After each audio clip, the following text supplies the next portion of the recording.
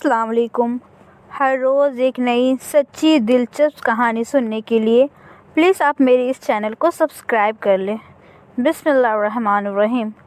दोस्तों, बहुत पुराने ज़माने की बात है कि अजीम शहर में एक राजा रहा करता था। राजा के राज में अजीम नगरी में चैन की बसें बसती थी।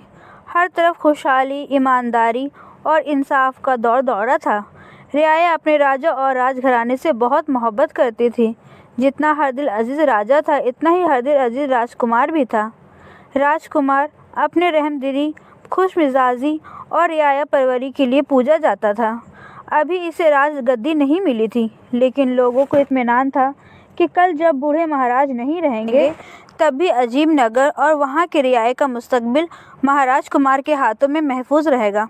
राजकुमार जब पैदा हुआ था तो ज्योतिषियों और मजूमियों ने राजकुमार के लंबी उम्र की पेशगोइयाँ की थी, लेकिन सब ने कहा था कि जवानी के इस ज़माने में राजकुमार को बड़ा जोखिम, बड़ा सफ़र दरपेश होगा।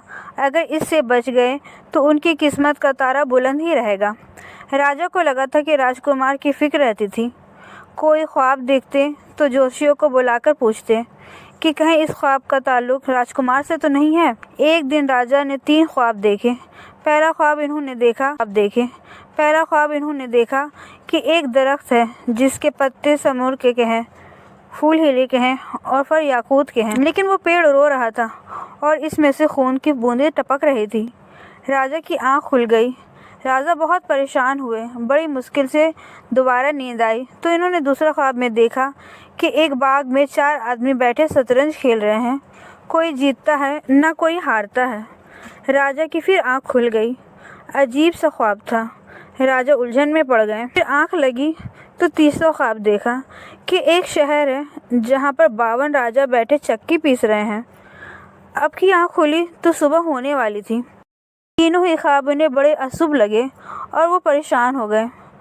उस दिन दरबार में उन्होंने फिर शहर भर के ज्योतिषियों और ख्वाब के ताबीर बताने वालों को बुलाकर अपने तीनों ख्वाब बताएं और ताबीर पूछी। सबने बहुत सोच विचार किया, नजीमों ने लकीरें खींची, लेकिन इन ख्वाबों की ताबीर कोई नहीं बता सका। ज्योतिषियों ने हाथ बांधकर अर्ज़ की, महाराज, बहुत से ख्वाब पेट की गर्मी से भी नज़र आते हैं जिनकी कोई अहमियत नहीं होती। राजा बोला, या तो इन ख्वाबों की ताबीर होगी या ये दुनिया में कहीं न कहीं हकीकत में पाए जाते होंगे। अगर ताबीर नहीं बता सकते तो आँखों से दिखाओ। उस ज़माने में ऐसे मौक़ों पर बीड़ा उठाने का रिवाज हुआ करता था। पान का बीड़ा बनाकर बीच में रख दिया जाता था और जो इस काम को करने का हिम्मत दिखाता, और जो कोई इस काम को करने की हिम्मत दिखाता, इस बीड़े को उठाकर खा जाता। यहाँ भी ऐसा ही हुआ। सुबह से शाम हो गई। पूरी अजीम नगरी परेशान थी कि राजा की इस जिद का क्या अंजाम होगा। कि राजकुमार ने आकर बीड़ा उठा लिया। राजा को तो हक्का बक्का रह गए। जिस बेटे को मुसीबत से बचाने के लिए वो ये जतन कर रहे थे, वही बेटा खुद इन्हीं की जिद का भेंट चढ़ रहा था। यानी अनचाहे दौर पर वो खुद ही इस मुसीबत पर ढकेल रहे थे, जिसकी पेशमगोई राजकुमार के बचपन में ज्योतिषियों ने की थी और जिससे बचाने की वो आज तक कोशिश करते आ रहे थे। राजकुमार ने बाप को समझाया कि आप फिक्र मत कीजिए, अगर मेरी कुंडली में ये लिखा है तो मुझे ये भुगतना ही पड़ेगा। होने को कौन टाल सकता है। राजकुमार ने वादा किया कि वो इन ख्वाबों को हकीकत में आंखों से दिखाएगा और माँ बाप का आशीर्वाद से इसे कुछ नहीं होने देगा। राजकुमार ने शाही लिबास उतारकर आम आदमियों के जैसे कपड़े पहने, असरफियाँ साथ ली, माता पिता के पैर छुए और अपने चहेते घोड़े पर बैठकर अनजानी मंजिल की तरफ रवाना हो गया। दिन भर सफ़र करता और रात को किसी बस्ती में या फिर किसी बाग में सो जाता। एक शाम हुई, एक बाग में जा पहुंचा। बहुत बड़ा बाग था, लेकिन सब झाड़ झंकार पड़ा था। अंधेरा होने लगा, इसलिए राजकुमार ने तय किया कि वो दिन में पूरी बाग का चक्कर लगाएगा। बाग के कोने में कुआं था। वहाँ बैठकर इसने रोटी खाई, कुएं से ठंडा पानी निकाल कर पिया और एक तरफ लेटकर सो गया। आधी रात ही गुजरी होगी, बड़ी तेज़ आंधी आई और उसके साथ किसी बहुत बड़े जानवर के गुर्राने की आवाज़ आई। राजकुमार एक बड़े पेड़ के ऊपर छुपकर बैठ गया। तारों की छाँव में उसने देखा कि एक बहुत ही लंबा चौड़ा काला देव बड़े बड़े कदम रखता हुआ आ रहा था। इसकी आंखें अंधेरे में लाल चिरागों की तरह नजर आ रही थी। जब वो काफी दूर निकल गया तो राजकुमार दरख्त से नीचे उतर आया। डर के मारे पसीना पसीना हो रहा था। इसे नींद भी नहीं आई। सुबह के करीब उसे फिर वैसे ही गुर्राठी आवाज़ सुनाई देने लगी। तेज हवा चली और दियो वापस पार्क से बाहर चला गया। जब अच्छी तरह उजाला फैल गया तो राजकुमार ने रात की बची हुई रोटी खाई, कुएं से पानी निकाल कर नहाया और बाग देखने निकल पड़ा। बाग बहुत बड़ा था और उसके बीचों बीच एक बारादरी बनी हुई थी। बारादरी में कदम रखा तो राजकुमार हक्का बक्का रह गया। पलंग पर एक बहुत ही खूबसूरत औरत लेटी थी, लेकिन ये क्या, इसका सर गर्दन से कटा अलग रखा हुआ था और धड़ अलग था। सिराने और पैताने फूलों की झड़ियाँ रखी हुई थी और इससे भी अजीब बात यह कि औरत के सिराने एक पेड़ लगा था जिसमें ज़ुबुर्द के पत्ते, हीरे के फूल और याकूत के फल लटक रहे थे। राजकुमार ने करीब जाकर देखा। औरत की आंखें खुली थीं और इनसे खून के आंसू बह रहे थे। राजकुमार को अपने बाप का एक ख्वाब हकीकत के रूप में सामने नजर आ रहा था, लेकिन इसके समझ में ये नहीं आया कि वो क्या करे। उसे लगा हो ना हो इस दियो का भी इससे ताल्लुक़ ज़रूर है। इसने तय किया कि उस दिन बाग में 4 दिन रुककर हालात का जायज़ा लेना चाहिए। जल्दबाजी कहीं खेल खराबी न कर दे। दिन भर वो इधर उधर घूमता रहा। बाग के कुछ दरख्तों पर फल लग रहे थे। इसने फल तोड़कर पेट भरा और शाम होने के बाद अपने कोने में जाकर लेट गया। आधी रात फिर वैसी ही आंधी आई, गुर्राटे सुनाई दिए। वो चिराग जैसी आंखें दिखाई देने लगी। मानसगण मानसगण, दियो चिल्लाता हुआ बाग में दाखिल हुआ और बारादरी की तरफ चला। जब वो आगे बढ़ गया तो राजकुमार पेड़ों में छुपकर वहाँ बैठा और एक पेड़ में चढ़कर छुपकर बैठ गया। और क्या देखता है कि दियो ने उसके सिराने की फूलों की छड़ियाँ पायते रखी और पायते के सिराने रखी और वो औरत जिंदा होकर बैठ गई। जब वो अजीब व गरीब पेड़ गायब हो गया, दियो औरत के लिए फल, महंगे मिठाइयाँ लाया था। वो इसे खिलाने की कोशिश कर रहा था, लेकिन औरत बराबर रोए जा रही थी और कह रही थी कि वो अपने घर जाना चाहती है। और दियो कह रहा था कि अब वो कभी घर नहीं जा सकती क्योंकि वो उसे पसंद आ गई है और वो उसे अपनी रानी बनाएगा। दियो ने औरत से अपने हाथ पांव दबाए और पूछा कि यहाँ कोई आदमी तो नहीं आया था, क्योंकि उसे आज यहाँ इंसान की बू आ रही थी। औरत बोली, यहाँ कौन आएगा, और इंसान तो मैं भी हूँ, मेरी ही बू होगी। गर्द इसी तरह सुबह होने लगी तो दियो ने पास रखी हुई तलवार से औरत का सर काटा। औरत की गर्दन से खून की बूंदें टपकी और उससे दरख्त बना, पत्ते लगे, फूल लगे, फल लगे। और फिर इसने सिराने और पैताने की छड़ियाँ अदला बदली की और गुर्राता पुकारता वापस चला गया। उसके जाने के बाद राजकुमार पेड़ से उतरा और उजाला फेरने का इंतज़ार करता रहा। जब दिन निकल आया तो उसने बारादरी में जाकर औरत के सिराने और पैते की छड़ियाँ बदली तो वो औरत उठकर बैठ गई। उसने हैरानी से पूछा, तुम कौन हो भाई, और मुझे क्यों जिंदा किया? मैं आज साल भर के बाद दिन की रोशनी देख रही हूँ। राजकुमार ने जवाब दिया कि मैं एक मुसाफिर हूँ, रात गुजारने के लिए यहाँ आया था। रात को दियो को तुम्हें जिंदा करता देखकर छुप गया था। तुम बताओ कि तुम कौन हो और इस दियो के चुंगल में कैसे फंस गई? औरत बोली, मैं अपने मुल्क की शहजादी हूँ। एक रात महल की छत पर खड़ी चांदनी का लुत्फ ले रही थी कि ये दियो मुझे यहाँ उठा ले आया और मुझे यहाँ इसने कैद कर रखा है। ये जादू की तलवार है और ये जादू की छड़ियाँ हैं जिनसे मुझे वो रोज़ कत्ल कर जाता है और रात को जिंदा कर देता है। रात तुम यहाँ छुपे थे, इसलिए वो कह रहा था कि किसी इंसान की बू आ रही है। अब तुम शाम होने से पहले पहले यहाँ से चले जाओ, वरना तुम्हें वो कच्चा चबा जाएगा। राजकुमार बोला, अब मैं तुम्हें इसकी कैद से रिहाई दिला कर ही जाऊँगा। मैंने दियो को ख़त्म करने की तरकीब सोच ली है। जिस रास्ते से दियो आता है उस रास्ते में उसने एक बहुत बड़ा गड्ढा खोदना शुरू किया। औरत ने भी उसकी मदद की, अपने पास सिर्फ की फल और मिठाई उसे खाने को दी। शाम तक बहुत बड़ा गहरा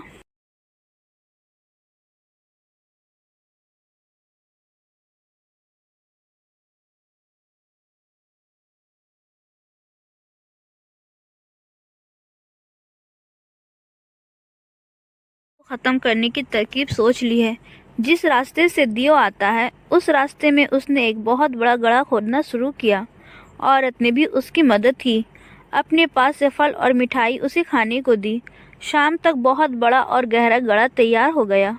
फिर राजकुमार ने बाग से सूखे दरख्तों की झाड़ी और पत्ते इकट्ठे की और गड़े को ऐसे भर दिया कि ऊपर से ज़मीन बराबर नजर आने लगी। इस काम से फारिग होकर वो नहाया। इसने और औरत ने मिलकर खाना खाया। फिर राजकुमार ने जादू की तलवार से औरत का सर काटकर छड़ियाँ बदल दी। जब दरख्त तैयार हो गया तो वो वापस वहीं आ गया जहाँ गड़ा खोदा गया था। वो पास ही एक पेड़ पर चढ़कर बैठ गया। आधी रात हुई तो वैसे ही आंधी आई और शोर मचा। मानसगण, मानसगण, दियो चिल्लाता हुआ आया। जैसे ही गड़े पर उसका पैर पड़ा, एक हैबतनाक चीत के साथ वो गड्ढे में गिर गया। राजकुमार ने फौरन पेड़ के ऊपर से दिया सलाई जलाकर सूखे पत्तों पर फेंकी। देखते ही देखते जबरदस्त आग भड़क उठी। दियो के चीखने के शोर से सारा जंगल गूंज रहा था। धीरे धीरे उसकी चीखें कमजोर पड़ने लगी। आखिरकार दियो का काम तमाम हो गया। सुबह तक आग जलती रही। सुबह राजकुमार ने औरत को जिंदा किया और दियो के मरने की खुशखबरी सुनाई। औरत की खुशी की कोई हद नहीं थी। इसने राजकुमार से कहा कि तुमने मुझे इस दियो के चंगुल से आज़ाद करवाकर मुझ पर बहुत बड़ा एहसान किया है। आज से तुम मेरे भाई हो, जो चाहो मांग लो। राजकुमार बोला, मुझे कुछ नहीं चाहिए। ये तलवार और ये छड़ियाँ मैं ले जा रहा हूँ। तुम्हें बस ये करना है कि एक बार मेरे बाप के सामने मरकर दिखाना होगा ताकि वो दरख्त बन सके और मेरा बाप उसे देख सके। औरत बोली, भैया तुम जब बुलाओगे मैं चली आऊँगी। औरत अपने शहर चली गई और राजकुमार अपने रास्ते पे चल निकला। अपने बाप के ख्वाब को आंखों से दिखाने का इंतज़ाम कर लिया था। अब वो आगे मिशन में रवाना हो गया। दिन इधर उधर भटकने के बाद एक शाम वो फिर एक बाग में रात बसर करने के लिए रुका। ये बाग तो पहले से भी ज़्यादा वीरान था। सूखे पेड़, सूखी झाड़ियाँ, जगह जगह सूखे पत्तों के ढेर, कहीं कहीं कुछ पुरानी बगियाँ बनी हुई थी और एक बहुत बड़ा सा चबूतरा था जो हैरत अंगेज तौर पर साफ सुथरा था। पहले तो राजकुमार ने सोचा कि इसी चबूतरे पर सो जाए, लेकिन फिर वहाँ की सफाई देखकर उसे खतरा महसूस हुआ। वो थोड़े फासले पर एक बड़े से बरगद के दरख्त के नीचे ज़मीन साफ करके वहाँ लेट गया। अजनबी जगह, भाई भाई करता जंगल, सूखे पत्तों की खड़खड़ाहट, कीड़े मकोड़े और जंगली जानवरों का डर और अनदेखी ताकतों का धड़का, उसे नींद कहाँ आती। रात 12 बजे के करीब यहाँ भी आंधी सी आती महसूस हुई। पत्ते उड़ने लगे। इतने में क्या दिखता है कि 4 घोड़सवार हवा जैसे उड़ते हुए वहां उतरे। उन्होंने अपने घोड़े एक पेड़ से बांध दिए और खुद चबूतरे पर जाकर बैठ गए। फिर उन्होंने शतरंज की बिसाखें बिछाई और 2-2 लोग शतरंज खेलने लगे। राजकुमार छुपा हुआ देख रहा था। सारी रात गुजर गई, इनमें से ना कोई जीता और ना ही कोई हारा। राजकुमार में दिल ने सोचा, यही वक्त है कि अपने बाप के दूसरे ख्वाब को सच कर दिखाऊं। ये मौका निकल गया तो हो सकता है फिर कभी हाथ ना आए। वो हिम्मत करके बाहर निकला और उनके पास जाकर बोला, तुम कैसे खिलाड़ी हो जो ना जीत सकते हो ना हार सकते हो। एक नौजवान को अपने पास देखकर पहले तो वो बहुत हैरान हुए, फिर गुस्से में आग बबूला हो गए और बोले, तुम कौन है और तुझे हिम्मत कैसे हुई हमारे पास आने की।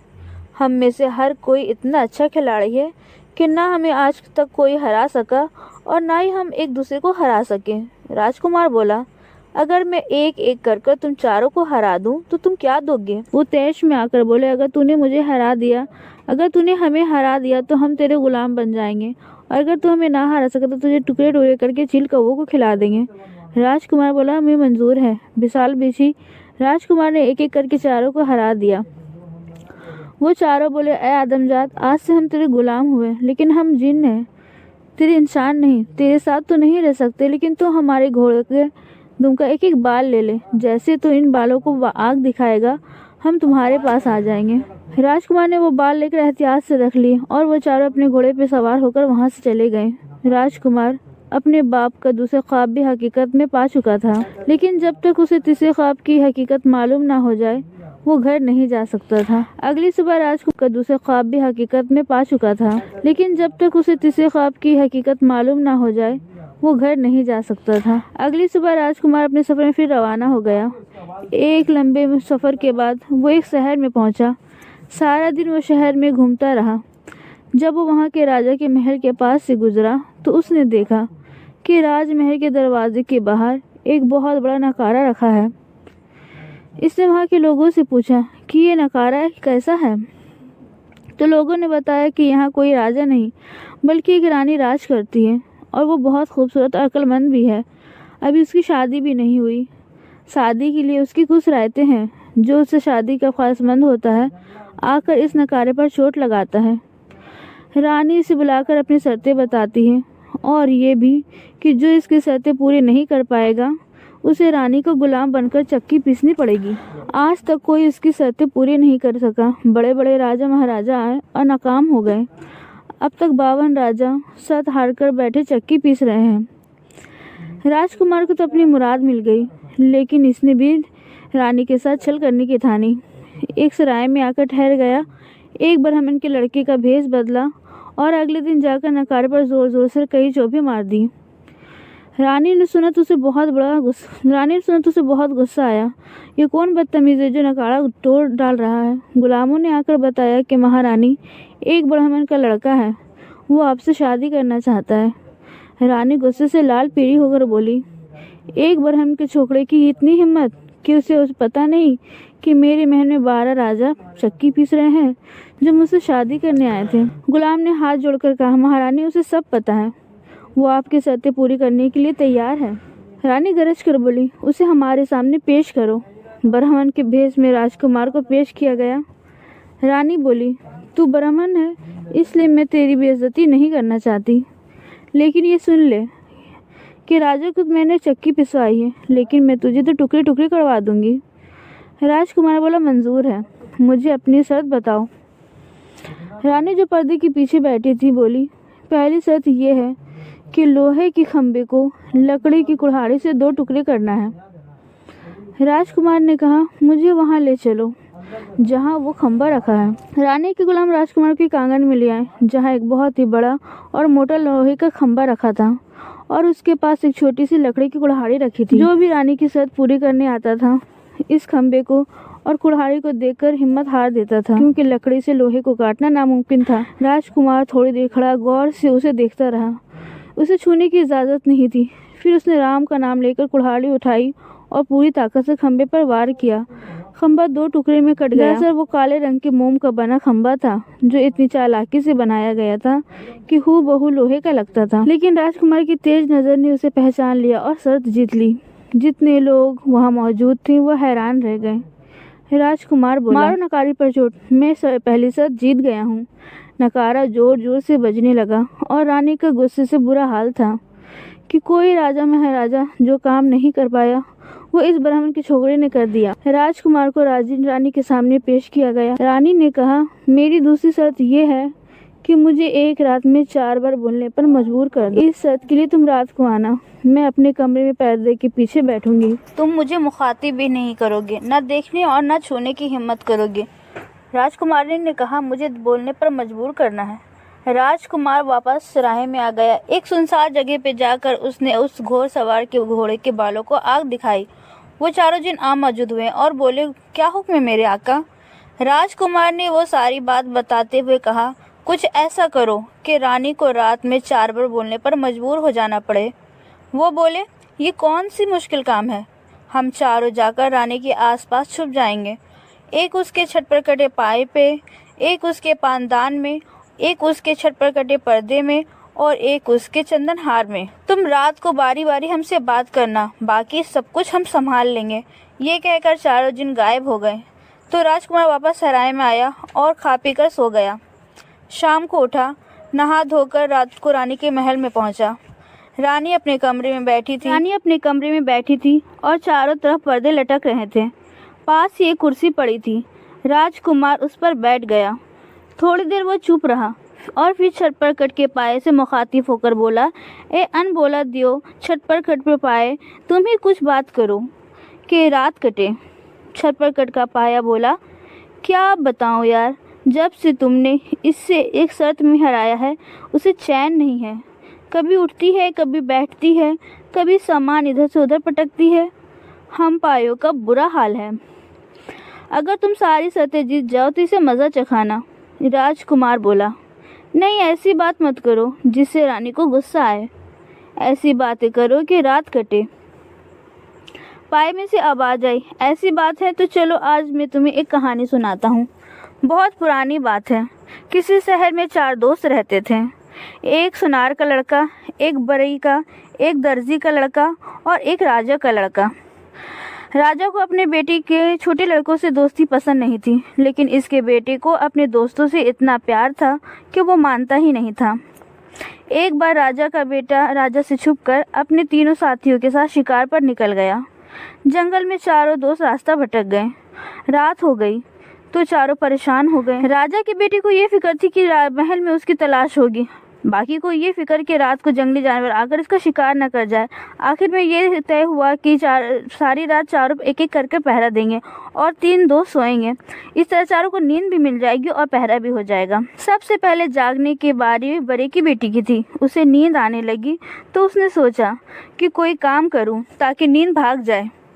इसके औजारों का थैला इसके साथ था। इसने जंगल से लकड़ी ली और अपने औजारों से इस लड़की की गुड़िया बना दी। इसका पहरा देने का वक्त ख़त्म ही हो रहा था तो उसने दर्जी के बेटे को जगाया, उठो अब तुम पहरा दो और मुझे सोने दो। उसने देखा बड़ी का लड़का तो अपना हुनर दिखा गया, लाओ अब मैं भी अपना हुनर दिखाऊं। उसके झोले में भी सिलाई का सारा सामान पड़ा हुआ था। इसने अपनी कमीज उतारी और इससे गुड़िया की तक कपड़े सिए और उसे पहना दिए। इतनी देर में उसका पहरा देने का वक्त भी खत्म हो गया। उसने सुनार के लड़के को जगाया और खुद सोने चला गया। सुनार के लड़के ने सोचा कि इन दोनों ने तो अपने अपने हुनर दिखा दिए, अब मुझे अपना हुनर खाना चाहिए। उसके थैले में जेवर बनाने के औजार मौजूद थे और इसने गले में सोने की जंजीर पहन रखी थी। उसने झट जंगल से लकड़ियाँ इकट्ठा करी, आग जलाई और अपने जंजीर पिघलाकर गुड़िया के लिए जेवर बनाई और उसे पहना दिए। फिर इसने राजा के लड़के को पहरा देने के लिए उठा दिया। राजा के लड़के ने देखा इसके 3 दोस्तों ने अपने अपने हुनर दिखा दिए हैं, मुझे तो कोई हुनर आता ही नहीं, मैं क्या करूं? वह 3 दोस्त मेरा मजाक उड़ाएंगे, इससे तो अच्छा है कि मैं अपनी जान ही दे दूं। उसके पास तलवार थी। वो तलवार से अपना गोश्त काट काट कर सुनार की जलाई हुई आग में डालता जा रहा था और रोता जा रहा था। इतने में खुदा रसीदा बुजुर्ग वहाँ से गुजरे। उन्होंने कहा, बेटा तुम ये क्या कर रहे हो? खुदकुशी करना गुनाह है। राजा के लड़के ने कहा, बाबा मैं क्या करूं? मेरे 3 दोस्तों ने अपने अपने हुनर दिखा दिया। मुझे तो कुछ नहीं आता। सुबह जब ये उठेंगे तो मुझ पर हंसेंगे। मैं ये जिल्लत बर्दाश्त नहीं कर सकता। उन फकीर सामने अल्लाह से दुआ की और उस गुड़िया में जान पड़ गई। वो जीती जागती बच्ची में बदल गई। छत पर कटके पाए ने कहानी ख़त्म करके राजकुमार से पूछा, क्या कहते हो, सबसे अच्छा काम किस लड़के ने किया? राजकुमार ने जवाब दिया, सबसे अच्छा काम बड़ी के लड़के ने किया जिसने वो गुड़िया बनाई। आया बोला, नहीं, सबसे अच्छा काम दर्जी के लड़के ने किया जिसने गुड़िया का तन ढक दिया। दोनों में गर्मा गर्म बहस होने लगी। आखिर रानी से नहीं रहा गया।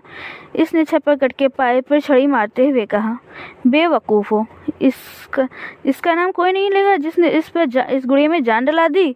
राजकुमार ने ज़ोर से आवाज़ लगाई, मारो नकाड़े पर चोट। महारानी एक बार बोल पड़ी। रानी बोलने को तो बोल दी, लेकिन अब वो पछता रही थी और गुस्से में बल खा रही थी। फिर राजकुमार ने रानी के पानदान को मुखातिब किया, रानी के पानदान, रानी तो हमसे क्यों बात करेंगी? तुम ही कोई बात करो कि रात कटे। पानदान में बैठा जीन बोला, ए भैया क्या बताऊं, जब से तुम शर्तें जीतने लगे हो तब से तो मेरी शामत आई हुई है। सबसे ज़्यादा गुस्सा तो रानी मुझ पर ही उतार रही है। कभी उठाकर पटकती है, कभी खोलती है, कभी बंद करती है। मेरा ज़ोर दुख रहा है। तुम अगर सारी शर्तें जीत जाओ तो इसे अपनी बांध ही बनाकर रखना। राजकुमार बोला, ऐसी बात मत करो जिससे रानी नाराज़ हो जाए, ऐसी बातें करो जिससे रात कटे। पानदान बोला, तो चलो मैं भी एक कहानी सुनाता हूँ। बहुत पुरानी बात है किसी शहर में एक राजा राज करता था। राजा की एक ही बेटी थी, बहुत सुंदर, बहुत गुणवती। राजा की ख्वाहिश थी कि राजकुमारी की शादी किसी असली राजकुमार से हो, यानी ऐसा राजकुमार कि जिसके खून में कहीं से भी कोई मिलावट ना हो। असली राजकुमार फूलों की तरह नाजुक और हसास होता है, जो ऐसी चीज़ें भी महसूस कर लेता है जो आम आदमी महसूस नहीं कर सकता। राजकुमारी के लिए बहुत से राजा महाराजा के रिश्ते आए, लेकिन राजा किसी से भी मुतमईन ना हुआ। आखिर में 3 राजकुमार आए जिन्होंने ये दावा किया कि वो ही असली राजकुमार हैं और इनकी रगों में खालिद शाही खून दौड़ रहा है। राजा ने इनकी जांच करने का फैसला किया। इसने तीनों को अलग अलग महल के 3 महल सजे सजाए आरामदायक कमरे में ठहरा दिया, जहां पर रेशम का बिछौना, नरम और गद्देदार बिस्तर थे। हर तरह का आराम मुयस्सर था। सुबह जब तीनों राजकुमार दरबार में पहुंचे तो राजा ने पूछा, कहो कंवर, रात को नींद कैसी आई? सबसे बड़ी उम्र वाले राजकुमार ने कहा, मैं तमाम रात बदबू के मारे सो नहीं सका। सारी रात सर के दर्द से तड़पता रहा। आपने जो रेशमदार बिछौना बिछाया था वो बदबू में बसा हुआ था। राजा हैरान हो गया। इसने नौकरों से कहा कि वो रेशम की चादर उठा कर लाओ जिस पर राजकुमार सोए थे। चादर लाई गई। सारे दरबारियों ने इसे सूंघा, लेकिन इसमें तो इत्र की खुशबू आ रही थी। किसी को कोई बदबू नहीं आई। इस दुकानदार को बुलाकर पूछा कि ये रेशम इसने कहाँ से ली। उसने बनाने वाले का पता बताया। बनाने वाले को बुलाया गया तो उसने रेशम इकट्ठा करने वाले का पता बताया। बनाने वाले को बुलाया तो उसने रेशम इकट्ठा करने वाले का पता बताया। रेशम वाले ने उस जगह का पता बताया जहाँ दरख्तों से इसने रेशम इकट्ठा किया था। वहाँ आदमी भेजे गए तो पता चला कि इन पेड़ों के 200 कोस दूर फासले पर एक गंदी नाली का नाला बहता था, जिसकी वजह से शायद इस रेशम में भी कुछ बदबू आ गई हो, जो इतने हाथों और मर्मों से गुजरने के बाद भी राजकुमार को इतनी तेज़ लगी कि इसके सर में दर्द हो गया और वो रात को सो नहीं सका। दरबारी बोल उठे, वाकई यही सच्चा राजकुमार है। फिर राजा ने दूसरे राजकुमार से पूछा कि उसे कैसी नींद आई। दूसरा राजकुमार बोला कि मैं पूरी रात सो नहीं सका। आपके महल में इतना शोर था, सारी रात जागता रहा और मुझे बुखार हो गया। राजा ने महल के दरोगा से पूछा कि राजकुमार के कमरे के पास कैसा शोर था। सब सर जोड़कर बैठे, क्योंकि रात को हर तरफ खामोशी थी और एक पत्ता तक नहीं कड़का था। बड़ी छानबीन के बाद पता चला कि महल के एक बाग में रात को फव्वारा चलता रह गया था। उसके पानी गिरने की आवाज़ के शोर से राजकुमार को बुखार हो गया। दरबारी फिर चिल्ला उठे, यही असली राजकुमार है। फिर बादशाह ने तीसरे और सबसे छोटे राजकुमार से पूछा कि उसे नींद कैसी आई। राजकुमार बोला, आपके बिस्तर में एक कांटा था जिसकी चुभन से मैं रात भर करवटें बदलता रहा। मेरे जिस्म का जो भी हिस्सा कांटे पर टिकता वहीं जख्म बन जाता। राजकुमार ने अपनी पीठ खोलकर दिखाई, जिस पर जगह जगह किसी बल खाए हुए चीज़ के निशानात जख्म की शक्ल में मौजूद थे। राजा फौरन लोगों को लेकर राजकुमार की ख्वाबगाह में पहुंचा। गुलामों ने चादर हटाकर देखा। चादर के नीचे बहुत ही नरम रुई के गद्दे बिछे हुए थे।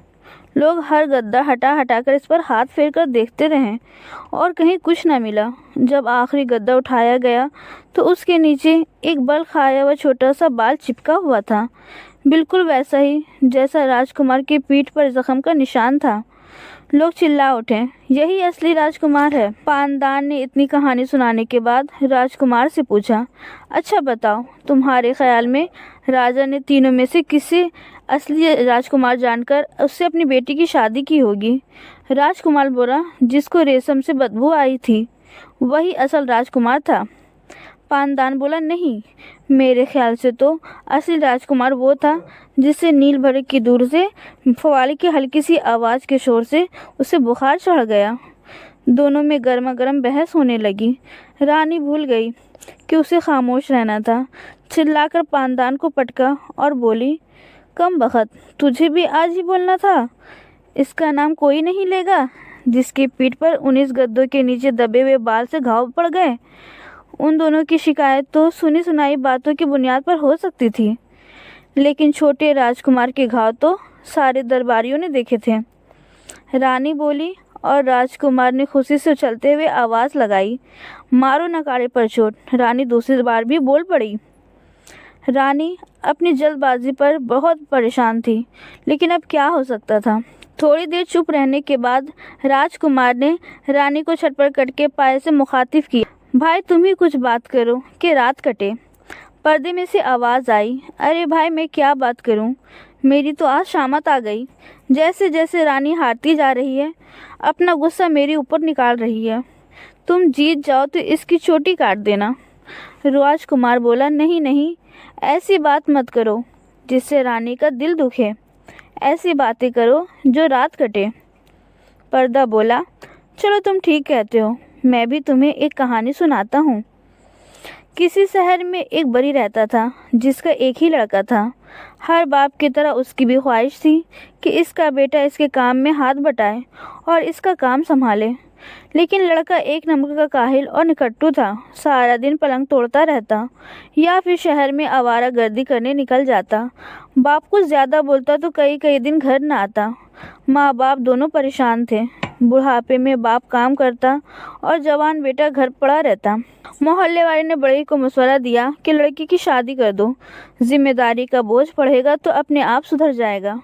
चुनांचा बड़े ने बेटी की शादी कर दी। बहू घर में आ गई।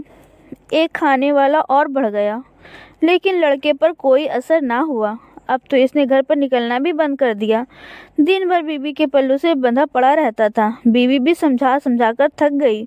आखिर इसने एक दिन कहा कि मुझे मेरे मैके छुड़ाओ। सारी दुनिया मुझे निकट्टू की बीवी होने का ताना देती है, मुझसे नहीं सुना जाता। तीर निशाने पर बैठा। अगले दिन बीबी ने खाना बोतली में बांधकर सीधा किया और निकट्टू बैलगाड़ी लेकर जंगल की तरफ लकड़ियाँ काटने निकल गया। जंगल में पहले तो इधर उधर घूमता रहा। दोपहर हो गई तो खाना खाया, झरने का ठंडा पानी पिया और एक पेड़ के छांव में सो गया। शाम को उठा तो देखा जितने भी बड़े लकड़ी काटने आए थे गाड़ियाँ भर भर कर लूट रहे थे और उसका मजाक उड़ा रहे थे। वो खुद एक एक पेड़ के पास जाकर पूछता रहा, भाई ए पेड़ मैं तुझे काटूं? इसी तरह शाम हो गई। वो जंगल में अकेला रह गया। आखिर रात के लगभग एक पेड़ से आवाज़ आई, हाँ मुझे काट और मेरी लकड़ी का पलंग बनाकर सोने के 1.25 लाख टिक्के का बेचना। लड़के ने पेड़ काटना शुरू किया और आधी रात को लकड़ी लेकर घर पहुंचा। इसके माँ बाप और बीवी परेशान थे। वो उसी वक्त औजार लेकर पलंग बनाने बैठ गया। बीवी ने कहा कि सुबह बना लेना, लेकिन उसने उसकी एक न सुनी। सुबह तक पलंग तैयार हो गया तो जल्दी से इसकी बुनाई की। वो शनिचर का दिन था। शनिचर को बादशाह के महल के नीचे बाजार लगा करता था, जिसमें दूर दूर से लोग अपना सामान बेचने आते थे। शाम तक जिसका सामान नहीं बिकता तो बादशाह के हुक्म के मुताबिक महल के दरोगा उसे खरीद लेते थे। बड़ी का लड़का भी उसी बाजार में अपना पलंग लेकर बैठ गया। जो खरीदार आता और पलंग की कीमत पूछता तो उसे जवाब में मिलता सोने के 1.25 लाख टिक्के। लोग कहते पागल है, एक मामूली से पलंग की कीमत सोने के सिक्के में मांग रहा है। जो इसे जानते थे वो उसका मजाक उड़ाते रहे कि बुद्धू पहली बार कुछ बना कर लाया है, वो क्या जाने क्या चीज़ कितने में मिलती है। इसी तरह शाम हो गई। सारे दुकानदार अपना अपना सामान बेचकर घर चले गए। सिर्फ वही बैठा रह गया। बादशाह के नौकर पलंग खरीदने आए तो वो भी कीमत सुनकर चले गए। बादशाह ने अपने दरीचे से झाँक कर देखा तो एक आदमी पलंग लिए बैठा नजर आया। बादशाह ने दरोगा को बुलाकर पूछा, नीचे जो आदमी बैठा है उसका पलंग अब तक क्यों नहीं खरीदा गया? दरोगा ने जवाब दिया, हुजूर कोई पागल है, एक मामूली पलंग की कीमत 1.25 लाख सोने के टिक्के मांग रहा है। बादशाह बोला, उसे हमारे सामने हाजिर करो। बड़े के लड़के को बुलाया गया। बादशाह ने पूछा, क्या तुम जानते नहीं एक मामूली पलंग की कीमत क्या होती है? बड़े ने कहा, मेरा पलंग मामूली नहीं है, आप रात इसमें सोकर देखिए। अगर आपको पलंग मामूली लगे तो मैं इसकी कीमत लौटा दूंगा। बादशाह ने दरोगा को हुक्म दिया कि बड़ी को 1.25 लाख सोने के टिक्के अदा कर दिए जाएं और हमारा बिस्तर आज इसी पलंग पर लगा दिया जाए। बड़ी का बेटा चादर में सिक्के बांधकर रात को घर पहुंचा। उसकी अम्मा समझ बैठी कि अनाज लाया है। उसने बहू को आवाज़ दी, लो बहू, आज तो हमारा कमालपूत अनाज लेकर आया है। जा चक्की में आटा पीसकर रोटी बना ले। बहू ने आकर पोटली उठाई तो बहुत भारी लगी। उसने खोल कर देखा तो सोने की चमक से उसकी आंखें खड़े हो गई। वो खुशी खुशी सास के पास गई। अम्मा, इसमें तो अनाज नहीं कुछ और है। और क्या होगा? बड़ी बी ने आकर देखा तो आंखें फटी की फटी रह गई। फिर तो बुढ़े बुढ़िया ने बेटे को वो बलाएं ली और तारीफ़ें की कि क्या कहने। उनके तो दिन ही फिर गए। वहाँ बादशाह पलंग पर सोने के लेटे तो उन्हें नींद नहीं आई। देखें अब क्या होता है। वो इंतज़ार में चुपचाप लेटे रहे। रात 12 बजे के बाद पलंग का एक पाया बाकी 3 पायों से बोला, सुनते हो भाई? तीनों यारों, बादशाह को संभाले रहना, मैं ज़रा हवा खुल कर आता हूँ। बादशाह दम साधे पड़े रहे। पलंग में से एक पाया निकला और उड़ता हुआ एक तरफ को चला गया। अभी ज़रा ही देर गुजरी होगी कि वो वापस आ गया। दूसरे पाये ने पूछा, बड़ी जल्दी वापस आ गए हो? वो बोला, मैं बाहर निकला तो देखा बादशाह के जूते में एक काला नाग बैठा है। मैंने सोचा कि अब ये हमारे मालिक हैं, इनकी जान बचाना हमारा फ़र्ज़ है। सुबह ये जूता पहनेंगे तो सांप उन्हें काट लेगा और ये मर जाएंगे। तो इस सांप को मारकर आ गया। दूसरे पाये ने कहा, अब तुम तीनों बादशाह को संभालो, मैं भी हवा खोई कर आता हूँ। फिर खट से आवाज़ आई और दूसरा पाया हवा में उड़ता दरवाजे से निकल गया। थोड़ी देर बाद वो भी वापस आ गया। तीसरे पाये ने पूछा, क्या बात है, तुम भी बहुत जल्दी वापस आ गए? वो बोला, मैं बाहर निकला तो देखा 2 चोरों ने बादशाह के ख़जाने में नकल लगा रखी है और ख़जाना लूट कर जा रहे हैं। मैं इन दोनों चोरों को मार आया। फिर तीसरा पाया बोला, दोस्तों अब तुम बादशाह को संभालो, ज़रा मैं सैर कर आता हूँ। वो गया तो वो काफ़ी देर बाद वापस आया। चौथे पाये ने कहा, मुझे भी घूमने जाना था, तुमने बड़ी देर लगा दी। तीसरा पाया बोला, अरे मैं तो बहुत अच्छा तमाशा देख कर आया हूँ, लेकिन अकेले देखने में मज़ा नहीं आता, तुम तीनों को भी साथ लेने आया हूँ। पहले पाये ने कहा, अगर हम चारों चले जाएंगे तो बादशाह को कौन संभालेगा? तीसरा पाया बोला, बादशाह तो बेखबर सो रहे हैं, चलो बादशाह को भी ले चलते हैं। अचानक पलंग ज़मीन से बुलंद हुआ और उड़ता हुआ महल से बाहर निकल गया। बादशाह का डर के मारे बुरा हाल था, लेकिन सांस रोके पड़े रहे। दूर किसी जंगल में जाकर पलंग एक पेड़ पर टिक गया। बादशाह ने ज़रा सी आँख खोलकर देखा तो इस जंगल में एक आलीशान और बेहद खूबसूरत बाग लगा हुआ था। सोने चांदी की कुर्सियों पर लोग बैठे थे। सोने चांदी के बर्तनों में खाना तकसीम हो रहा था। किसी ने कहा, देखो वो पलंग पर एक आदमी सो रहा है, उसे भी खाना दे आओ। लोगों ने सोने चांदी की तसले में पुलाव ज़्यादा लाकर बादशाह के पास रख दिया। फिर नाच गाने की महफिल जमी। हसीन और जमील परियों ने ऐसा नाच दिखाया कि सब वाह वाह कर उठे। सुबह के करीब जश्न ख़त्म हुआ। परियां, इनका राजा और मेहमान सब चले गए तो नौकरों ने बाग उजाड़ना शुरू कर दिया। तीसरा पाया बोला, दोस्तों यही वक्त है बादशाह से वफादारी निभाने का, चलो इस बाग को बादशाह के लिए बचा लें। चारों पाए पलंग से निकले और तरह लोगों के सरों पर पड़ने लगे। वो लोग घबराकर सारा बाग और सारा सरो सामान छोड़कर भाग खड़े हुए। उसके बाद चारों पाए आकर बादशाह की पलंग में लगे और उड़ते हुए बादशाह को वापस उनके ख्वाबगाह में पहुंचा दिया। बादशाह की जान में जान आई। नींद तो खैर क्या आती। सुबह हो गई। बादशाह ने नौकरों से जूता तलब किया तो खादिमों ने आकर बताया, बादशाह सलामत की जरूरत में एक काला सांप बड़ा पड़ा है। बादशाह को यकीन हो गया कि रात उन्होंने कोई ख्वाब नहीं देखा, जो हुआ वह हकीकत थी। उसी वक्त साइज खजाने का खजांची दौड़ता हुआ आया और उसने बताया कि रात को खजाने के एक पहरेदार सो गए थे, तो वो 2 चोरों ने नकम लगाकर खजाना लूटने की कोशिश की, लेकिन पहरेदारों ने उन्हें मार दिया। बादशाह जानते थे कि चोरों को किसने मारा। उन्होंने उसी वक्त पहरेदारों को सजा देने का हुक्म दिया और उसके बाद उन्होंने अपने खास नौकरों को बुलाकर कहा कि इस शहर के बाहर जो जंगल है वहाँ जाओ और वहाँ की खबर ला कर दो। थोड़ी देर में लोग वापस आ गए। बेहद हैरत के साथ इतला दी कि जंगल का तो नक्शा ही बदला हुआ है। वहाँ तो बहुत बड़ा खूबसूरत बाग लगा है। सोने चांदी की कुर्सियाँ और दूसरे सजावट के सामान भी आरास्ता है और सोने चांदी की ढेरों बर्तन रखे हैं। बादशाह खुद घोड़े पर सवार होकर वहाँ पहुँचे। ये वही बाग था जो उन्होंने रात को देखा था। यहाँ इतना सोना और चांदी था जितना बादशाह के पूरे ख़जाने में भी नहीं था। बादशाह ने बरी के लड़के को बुलाकर इनामों करार दिया और सारा सोना चांदी अपने ख़जाने में जमा करवा दिया। कहानी ख़त्म करके फिर राजकुमार और पर्दे में छुपे हुए जिन में बहस छिड़ गई। राजकुमार कह रहा था वो पाया सबसे अच्छा था जो जिसने सांप को मारकर बादशाह की जान बचाई, और पर्दा कह रहा था कि वो पाया अच्छा था जिसने चोरों को मारकर बादशाह का खजाना बचाया। बहस सब जब हद से ज़्यादा बढ़ गई तो रानी बेख्तियार बोल पड़ी, बेवकूफ़ो, उसका कोई नाम नहीं लेगा जिसने लगाया बाग और मनो सोना चांदी बादशाह को दिलवा दिया। रानी की बात सुनकर राजकुमार ने हाक लगाई, मारो नकारे पर चोट। रानी एक बार फिर से बोल पड़ी। रानी के गुस्से और अफसोस से आंखों में आंसू निकल आए, लेकिन इसने तय कर लिया कि वो अब नहीं बोलेगी। रात का आखिरी पहर था। राजा ने रानी के चंदनहार को मुखातिब किया।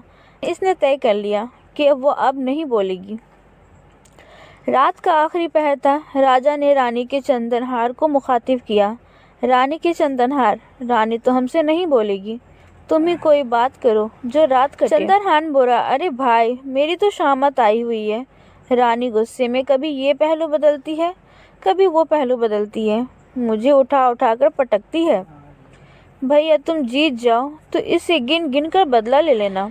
राजकुमार बोला, तुम लोग रानी को नाराज करने वाली बात मत किया करो, कोई ऐसी बात करो कि रात कटे। चंद्रहान कहने लगा, चलो जैसा तुम्हारी मर्जी, जैसा तुम कहो। तो मैं भी एक कहानी सुनाता हूँ। बहुत साल पहले किसी शहर में एक लकड़हारा रहता था। बड़ा मेहनती और ईमानदार था। सारा दिन जंगल से लकड़ियाँ काटना और शाम को बाजार में जाकर बेच देता। जो पैसे मिलते उससे अपना और अपने बाल बच्चों का पेट भरता। उसके 4 बेटे थे। चारों बहुत ही होनहार और समझदार थे। उन्हें एहसास था कि उनके माँ बाप उनके लिए कितनी मेहनत करते हैं, खुद भूखे सो जाते हैं, लेकिन उन्हें अच्छा खाना खिलाते हैं, खुद पेवन लगाकर गुजारा कर लेते हैं, लेकिन उन्हें बढ़िया कपड़ा पहनाते हैं। लकड़हारे को जंगल में एक चमकदार बड़ा पत्थर नजर आया। वो उसे उठा कर ले आया और अपने घर के काफ में डाल दिया कि बच्चे खेलेंगे। रात को उसकी बीवी झोपड़े में चिराग जलाने आई तो उसने देखा कि ताक में तो बड़ा रोशन चिराग जल रहा था। उसने लकड़हारे को बुलाकर दिखाया। लकड़हारा फौरन समझ गया कि ये कोई बहुत कीमती पत्थर है जो हमारे बच्चों के नसीब से हमें मिला ताकि उनकी अच्छी परवरिश हो सके। उसने वो पत्थर जौहरी को दिखाया। जौहरी ने देखते ही पहचान लिया कि वो हीरा था जिसकी कीमत का अंदाज़ा करना मुश्किल था, लेकिन फिर भी जौहरी ने लकड़हारे को उस पत्थर की अच्छी कीमत दी। लकड़हारा इसी में खुश हो गया। इन पैसों से उसने लकड़ी की टाल खोली, छोटा मोटा मकान बनाया। इसका कारोबार अच्छा चला। दोनों मियाँ बीवी ने अपनी सारी ज़िंदगी अपने बेटों की अच्छी परवरिश और पढ़ाने लिखाने में लगा दी। तीनों बेटी की शादी कर दी और अपना कारोबार बेचकर सारा पैसा चारों बेटों में बराबर बांट दिया। पैसों से बेटों ने अलग अलग कारोबार शुरू किया, कामयाब रहे और बहुत तरक्की की और लाखों में खेलने लगे। चारों बेटों को ये एहसास था कि उनकी ये तरक्की और ऐशो आराम उनके माँ बाप की कुर्बानी का नतीजा है। इसलिए उन्होंने सोचा कि उन्हें अपने माँ बाप के लिए कुछ ऐसा करना चाहिए जिससे माँ बाप का कुछ कर्ज उतार सके। बेटी ने अपने माँ बाप के लिए एक शानदार और खूबसूरत मकान बनाया जिसमें आराम की हर चीज़ मौजूद थी। दूसरे बेटे ने घर के सामने ज़मीन लेकर एक खूबसूरत बाग लगवाया और एक तालाब खुदवा दिया। इसमें नाव डलवाई ताकि इसके माँ बाप सैर तफरी कर सके। तीसरा बेटा माँ बाप को चारों धाम की यात्रा पर ले गया और गंगा जमुना में स्नान करवा लाया। फिर तीनों बेटे अपने अपने बीवी बच्चों के साथ अलग अलग मकानों में रहने लगे। इस अरसे में लकड़हारा और बीवी बुढ़ापे की तमाम सरहदें पार कर चुके थे। तरह तरह की बीमारियों में गिरफ्तार थे। लकड़हारे की बिनाई जाती रही। इसकी बीवी घुटनों के दर्द की वजह से चलने फिरने से माजूर हो गई। बड़े घर और बाग में दोनों बुढ़े बुढ़िया अकेले थे। इनके चौथे और सबसे छोटे बेटे ने उनके लिए कोई बड़ा काम तो ना किया, लेकिन अपनी सारी ज़िंदगी अपने माँ बाप की खिदमत के लिए वक्फ कर दी। इसने शादी भी नहीं की कि कहीं बीवी बच्चे उसे उसके इसके फ़र्ज से गाफिल न कर दे। इसने अपना कारोबार भी अपने मुंशी को सौंप दिया। जब तक वो ज़िंदा रहा, छोटा बेटा बाप की आंखें और माँ की लाठी बनकर रहा। चंद्रहार ने कहानी ख़त्म करके कहा, मेरे ख्याल में सबसे ज़्यादा सवाब का काम उस बड़े बेटे ने किया। लकड़हारा और उसकी बेटी ने सारी ज़िंदगी छोटे से मकान में गुजारी थी। इसने माँ बाप के लिए शानदार घर बनवा दिया। राजकुमार बोला, नहीं, सबसे ज़्यादा बढ़िया काम तो तीसरे बेटे ने किया, जिसने माँ बाप को 4 धाम की तीर्थ यात्रा करवा के उनका परलोक सुधार दिया। दोनों में जमकर बहस हुई। रानी से फिर से नहीं रहा गया। इसने चंद्रहार उतारकर फेंकते हुए कहा, कम बख्तो, उसका नाम कोई नहीं लेगा जिसने अपनी सारी जिंदगी बूढ़े, अंधे और माजूर माँ बाप की खिदमत में लगा दी। रानी बोली और राजकुमार उठकर खड़ा हो गया। खुशी से चिल्लाते हुए उसने आवाज़ लगाई, मार उतारकर फेंकते हुए कहा, कम बख्तो, उसका नाम कोई नहीं लेगा जिसने अपनी सारी जिंदगी बूढ़े, अंधे और माजूर माँ बाप की खिदमत में लगा दी। रानी बोली और राजकुमार उठकर खड़ा हो गया। खुशी से चिल्लाते हुए उसने आवाज़ लगाई, मारो नकाड़े पर चोट। रानी एक रात में 4 मर्तबा बोल पड़ी, मैं जीत गया। रानी दिल में तो बहुत उदास और नाराज थी, लेकिन बजाय सख्ती से इसने कहा, ज़्यादा खुश होने की ज़रूरत नहीं है, अभी मेरी एक शर्त और बाकी है। राजकुमार बोला, वो भी बता दो। तो रानी बोली, मेरी आखिरी शर्त एक पहेली है, अगर इसका सही जवाब नहीं दे सके तो सारी कामयाबी हवा हो जाएगी। आप पहेली बूझो। रानी बोली, मेरी पहेली ये है, जनी न बिहाई, माँ ने बेटी पर सवारी ली। राजकुमार दिल ही दिल में हंस पड़ा। वो वाक़या तो खुद उसके राज्य से ताल्लुक़ रखता था। इसने पहेली बूझते हुए कहा, ये अजीम नगरी की बात है। अजीन के राजा ने अरब से बहुत ही आला नस्ल के घोड़े मंगवाए। वो चाहते थे कि उन घोड़े के नस्ल को अपने मुल्क में बढ़ाएं। उन्होंने अरबी घोड़ों को देसी घोड़ियों के साथ बंधवा दिया।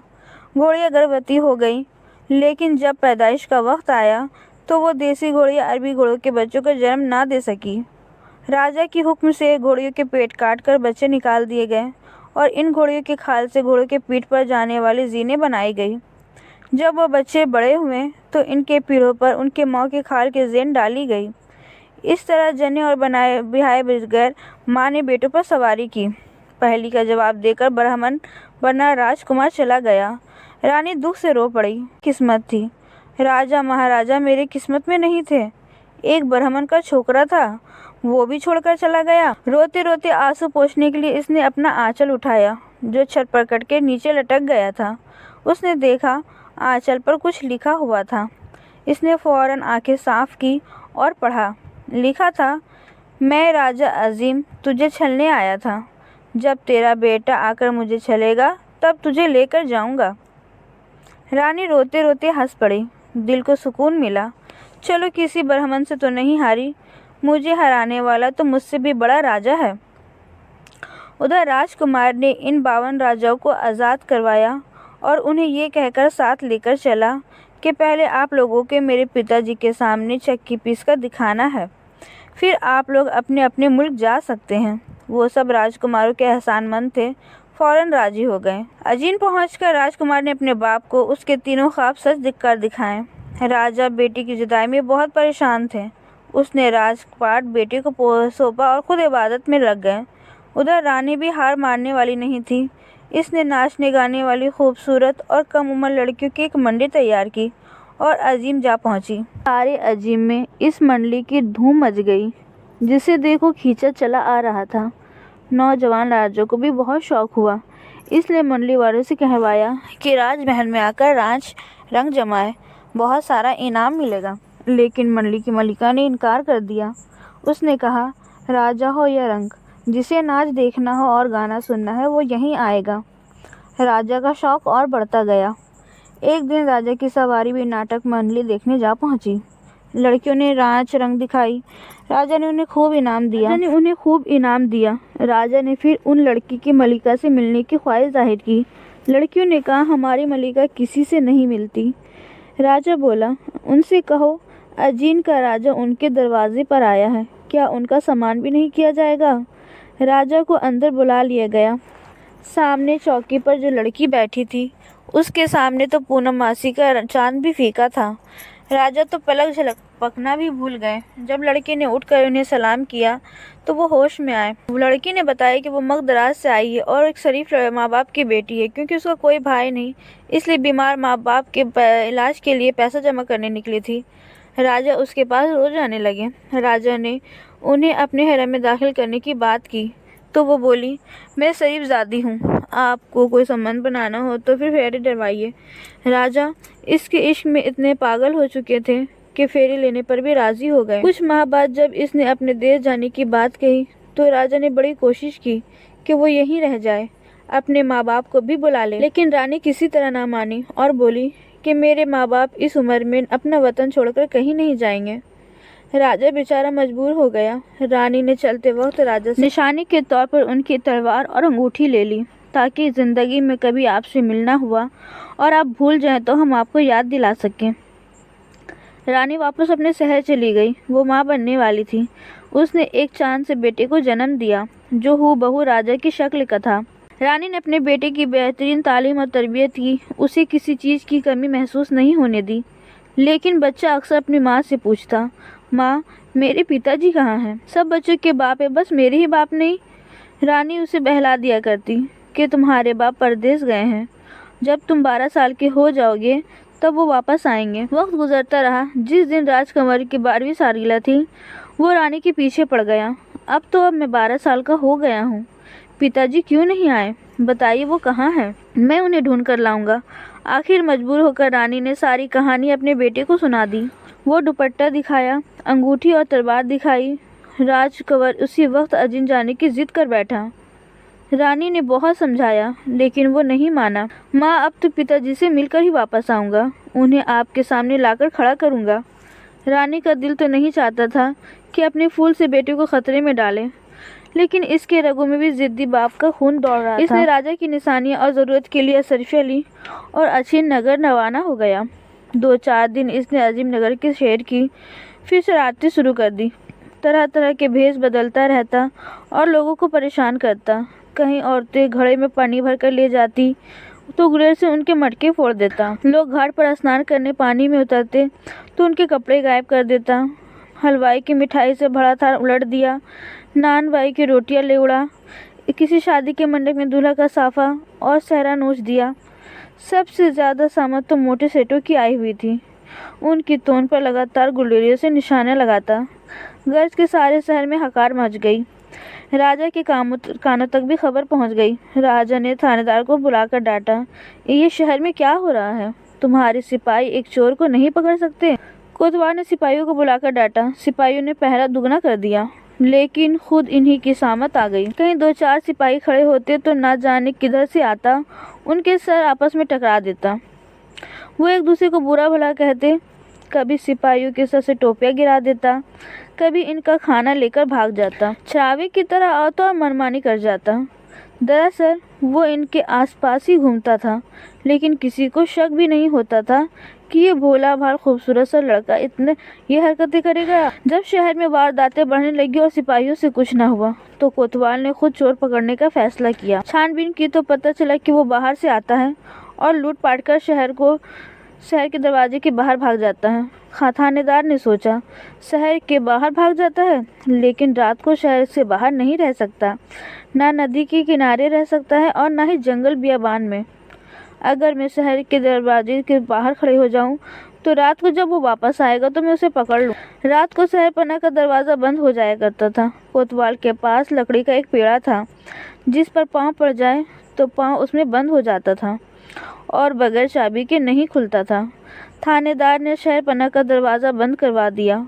सिर्फ एक आदमी के निकलने की झुर्री छोड़कर वहाँ वो पेड़ा रख दिया और एक तरफ खड़ा हो गया। शाम हो रही थी। इतने में क्या देखता है कि धोबी घाट की तरफ से एक जवान और बेहद खूबसूरत लड़की पाँव में पायल पहने बनी सवरी छमछम करती चली आई। कोतवाल साहब देखते ही दीवाना हो गए। जैसे ही वो औरत दरवाजे के पास पहुंची, कोतवाल दौड़ कर आए और बोले, ए बाई जी, कहीं इस पेड़ पर पाँव न रख देना, तुम्हारा फूल सा पाँव घायल हो जाएगा। लड़की नाज अंदाज दिखाते हुए बोली, ये भला क्या है और आप कौन हैं? यहाँ क्यों बैठे हैं? कोतवाल बोला, मैं इस शहर का कोतवाल हूँ। आपने सुना होगा ना, आजकल एक चोर ने लोगों को परेशान कर रखा है, मैं उसी को पकड़ने के लिए बैठा हूँ। लड़की बोली, भला इस लकड़ी के पेड़े से आप चोर को कैसे पकड़ेंगे? कोतवाल बोले, ये लकड़ी का तख्ता नहीं है बाई जी, ये चोर पकड़ने की मशीन है। इस पर पाँव पड़ जाए तो पाँव बंद हो जाता है। लड़की बोली, अच्छा, ज़रा मेरा पाँव तो बंद कर दिखाइए। इसने अपने गोरा गोरा पाँव आगे बढ़ाया। कोतवाल साहब पिघल गए। अरे नहीं बाई जी नहीं। आपका पाँव क्यों? मैं अपना पाँव बंद करके दिखाता हूँ। कोतवाल साहब जैसे ही पेड़े पर खड़े हुए उनके दोनों पाँव बंद हो गए। लड़की ने पूछा, अब ये खुलेगा कैसे? कोतवाल ने जेब से चाबी निकाल कर दी। ये लो, अब मुझे खोल दो। लड़की तो चाबी लेके ये जा वो जा। साथ ही कोतवाल साहब भी टोपी भी लेता गया। अंधेरा फैल चुका था। उसने एक तरफ जाकर कपड़े बदले और कोतवाल की टोपी पहनी। राजा का बेटा कद काट का अच्छा था। अंधेरे में पूरा मर्द लगता था। शहर के दरवाजे से अंदर घुसा और आवाज़ बदलकर सिपाहियों से बोला, दरवाज़ा बंद कर दो, हमने चोर पकड़ने की मशीन रख दी है, चोर खुद ही बंद हो जाएगा, हम घर जा रहे हैं। सिपाहियों ने दरवाज़ा बंद कर दिया। बाहर से कोतवाल चिल्लाता रहा, अरे दरवाज़ा खोलो, मैं कोतवाल हूँ। लेकिन किसी ने दरवाज़ा नहीं खोला। ऊपर से इस पर कंकड़ पत्थर फेंकते रहे और हंसी उड़ाते रहे कि देखो, चोर अपने आप को कोतवाल कह रहा है। बेटा सुबह मज़ा चखाएंगे। रात भर कोतवाल तख्ते पे बंद खड़ा रहा। सुबह हुई और शहर का दरवाज़ा खुला तो सिपाहियों ने देखा कि वाकई वो तो कोतवाल था और चोर कोतवाल बनकर उन्हें चकमा दे गया। दो दिन कोतवाल श्रम के मारे घर से बाहर नहीं निकला। तीसरे दिन आकर उसने राजा के सामने अपनी माजूरी जाहिर कर दी। उस वक्त दरबार में राजा के सभी रिश्तेदार मौजूद थे जो ठाकुर कहलाते थे। ठाकुरों ने राजा से कहा, महाराज, आपका कोतवाल और सिपाही सब निकम्मे हैं, एक ज़रा से चोर को नहीं पकड़ सकते। आप हमें इजाज़त दें, हम उसे पकड़ कर लाएंगे। राजा बोला, ठीक है, तुम्हें इजाज़त है। सारे ठाकुर दरबार से निकले और उन्होंने आपस में कहा, और ज़रा बाग में बैठकर सलाह करते हैं कि काम की शुरुआत कैसे करें। ये लोग बाग में बैठे ही थे कि एक 12-14 साल का लड़का एक टोकरे में लाल पीले तीलियों की बोतल सजाए तेल मालिश करता आ पहुंचा। राजा बोला, ठीक है, तुम्हें इजाज़त है। सारे ठाकुर दरबार से बाहर निकले तो उन्होंने आपस में कहा, आओ ज़रा बाग में बैठकर सलाह करते हैं कि काम की शुरुआत कैसे करें। ये लोग बाग में बैठे ही थे कि एक 12-14 साल का लड़का एक टोकरी में लाल पीले तेलों की बोतलें सजाए तेल मालिश करता आ निकला और लगा इनकी खुशामतें करने। सरकार, तेल मालिश करवाइए, बड़ा आराम मिलेगा, दिमाग भी चकाचौंध हो जाएगा। ठाकुर ने कहा, चल भाग यहाँ से, हम बड़े भारी काम पे निकले हैं, हमें चोर को पकड़ने की तरकीब सोचने दे। लड़का बोला, मालिक, चंपी करवा के तो देखिए, ऐसा दिमाग खुलेगा, चोर पकड़ने की तरकीब अपने आप समझ में आ जाएगी। ठाकुर हंसने लगे और सोचने लगे, चलो इसमें क्या हर्ज है, थोड़ी मालिश करवा लेते हैं। अब वो लड़का एक ऐसा तेल लगा कर निकला था जिसे बदन पर लगाकर अगर पानी लग जाए तो बदन बेतहासा सूज जाता था। लड़के के कहने पर इन सब ने कपड़े उतार कर लंगोटियाँ बांध ली। लड़के ने खूब तबीयत से सबकी मालिश की। सबको बड़ा मज़ा आया, बड़ी तारीफ़ें की। लड़का बोला, सरकार, अब आप ज़रा इस तालाब के पानी में डुबकी लगाइए, देखिए तबीयत हरी हो जाएगी। मालिश करवा कर नहाना तो था ही। वो सब के सब तालाब में उतर गए। उधर लड़का इन सब के कपड़े लेकर भाग गया। जब वो तालाब से बाहर निकले, वो फूल कर कप्पा हो रहे थे। शक्लें पहचानी नहीं जा रही थी। ऊपर से उनके कपड़े भी गायब। वो राजा के रिश्तेदार थे, उनकी भी कुछ इज्जत थी। ऐसे हालात में दिन दहाड़े घर भी नहीं जा सकते थे। वहीं बाग में छुप कर बैठ गए। गीले बदन में हवा लगी तो सूजन और बढ़ गई। वो अपनी किस्मत को कोस रहे थे। दूसरी तरफ वो लड़का सारी ठाकुरों के घर गया और उनकी बीवियों से कहा, ठाकुर ने कहलवाया है कि वो आज रात घर नहीं आएंगे। राजा ने उन्हें चोर पकड़ने का काम सौंपा है। रात में हो सकता है चोर उनके घर आए। आप लोग दरवाज़ा मत खोलना, अपने अपने छतों पर किसी भी लाल मिर्ची और मिट्टी फवार लेकर बैठ जाना। वो दरवाज़ा खटखटाए तो ऊपर से उस पर कूड़ा फेंक देना। ठाकुरों की बीवी ने ऐसा ही किया। रात जब गहरी हुई तो ठाकुर बाग से निकले और छुपते छुपाते अपने घरों को पहुँचे। उन्होंने दरवाज़ा खटखटाया तो उनकी बीवी ने ऊपर से कूड़ा क्रिकेट मिट्टी और मिर्ची डाले। वो चिल्लाते रहे, अरे हम तुम्हारे पति देव हैं।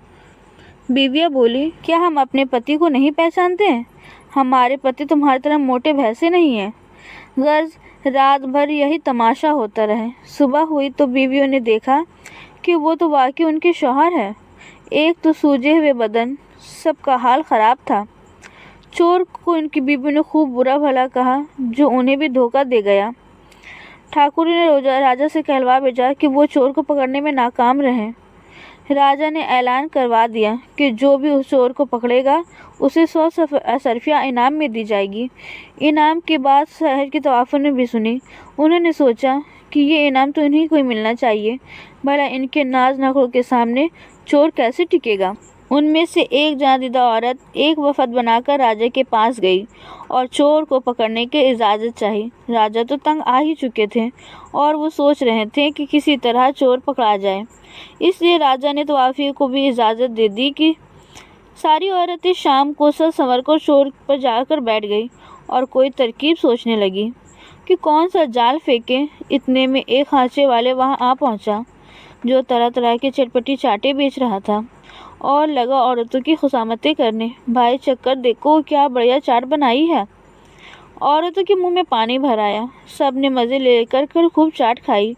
इस चाट में लड़कियों ने बेहोशी की दवा मिला रखी थी। चाट खाते ही सब लंबी होकर लेट गई। रात गहरी हो चुकी थी और चौक भी सुनसान हो गया था।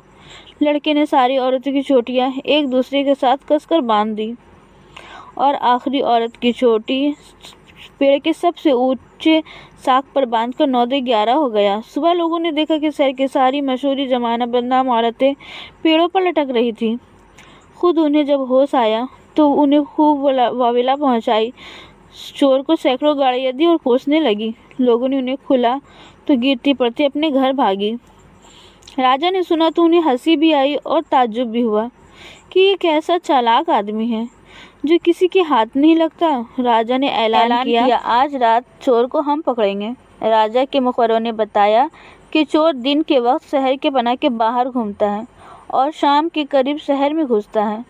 चुनांचा राजा अपने लौ लश्कर के साथ हाथी पर सवार शहर पना के दरवाजे तक आए।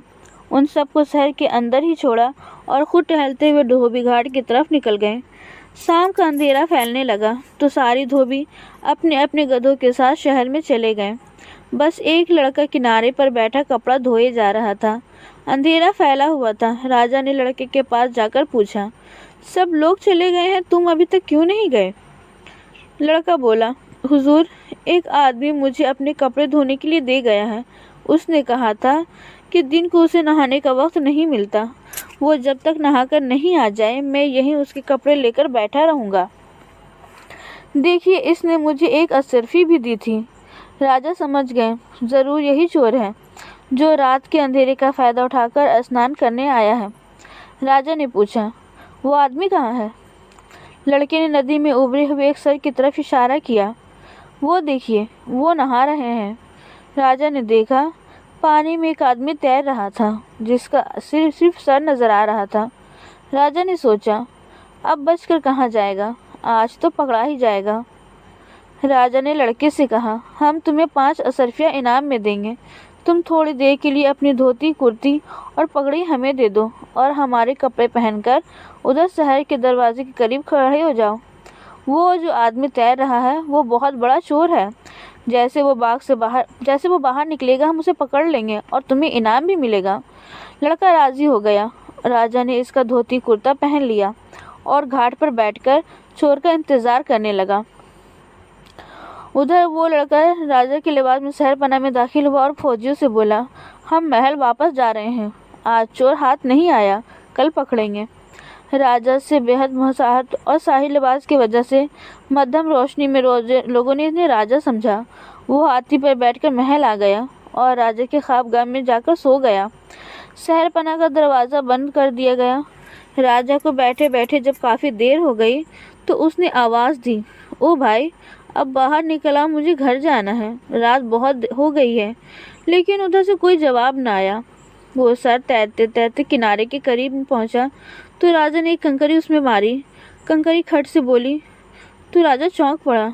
पानी में उतर कर सर को पकड़ा तो वो लकड़ी का बना हुआ सर और चेहरा था। राजा अपनी बेवकूफ़ी पर हाथ मरकर रह गया। कम बखत चोर मुझे भी चकमा दे गया। दरवाजे पर आए तो दरवाज़ा बंद पाया। सिपाहियों ने कहा, राजा का हुक्म है कि दरवाज़ा किसी के लिए नहीं खुल सकता। राजा कोतवाल का हाल सुन चुका था, इसलिए सोचा अपनी बेइज्जती करवाने से क्या फ़ायदा। उसने दरवाजे के पास बैठकर सुबह कर दी। सुबह दरवाज़ा खुला तो राजा पगड़ी से मुंह छुपाकर सहल में दाखिल हुआ और सीधा महल में पहुंचा। महल के नौकर चाकर हैरान रह गए कि राजा तो रात को आकर सो गए थे, तो फिर ये धोबी के लिबास में कहाँ से आ गए। पूछने की हिम्मत किसी को ना हुई। राजा सीधा अपने ख्वाबगाह में पहुंचा तो देखा कोई इनके बिस्तर पर लेटे उनकी चादर ओढ़े ले सो रहा था। राजा ने चादर पकड़कर खींची तो लड़का फौरन उठकर बैठ गया। राजा को लगा कि उनकी जवानी की तस्वीर सामने है। चंद मिनट तो राजा हैरान परेशान खड़ा रहा, फिर पूछा, भाई तू कौन है और क्यों मेरे पीछे पड़ा है। लड़के ने झट उनके पाँव छुए और अपने झोले में से अपनी माँ का दुपट्टा, राजा की अंगूठी और कटार निकालकर सामने रख दी। राजा सब कुछ समझ गया, बेटे को गले लगा कर बोला, तूने वाकई मुझे उल्लू बनाया, अब चल तेरी माँ को ले आते हैं। राजा पूरी फौज पलटन के साथ अनबोला देवरानी के शहर पहुंचा और पूरी इज्जत और सम्मान के साथ उसे लेकर अजीम शहर आ गए। राजा पूरी फौज पलटन के साथ अनबोला देवरानी के शहर पहुंचा और पूरी इज्जत और सम्मान के साथ उन्हें लेकर अजीम शहर चले आए और उसके बाद वो हंसी खुशी ज़िंदगी गुजारने लगे।